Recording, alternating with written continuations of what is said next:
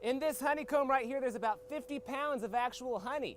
The only problem with it was located inside the crawl space of this old house. So they called out a special crew of people to come get the bees, collect them, and transport them to a new home. When you see them start pouring out of the wall, it's always a little bit of adrenaline rush. Based on the amount of bees going in, could establish that there was right around 50,000 bees in this hive. And that is normal. A healthy beehive is supposed to have 50,000 bees in it.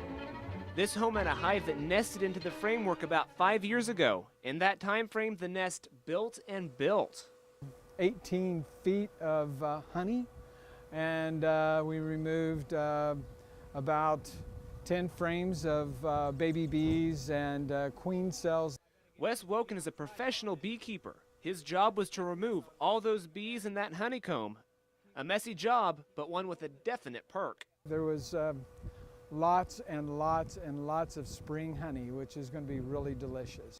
Helping Woken was one of his students, Sean Smith, not only learning about bees, but also overcoming a fear of them.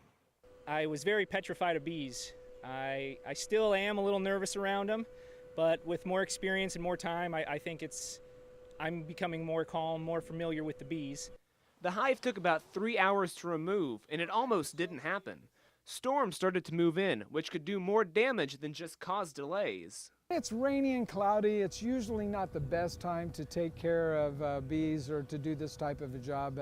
They can become a little more agitated. And another reason not to delay, this hive was ready to split into 2 different colonies. This hive was just preparing to swarm. One queen is hatched out, and we found an additional 8 queens. About 2/3 of the hive would have been gone in just a couple of days. The good news is, this hive was successfully removed from the home. The bad news is, if it wasn't for people like Wes, there's only one other way to get rid of bees. Having them exterminated. Yeah, that's the only alternative, is to have someone come out and destroy them.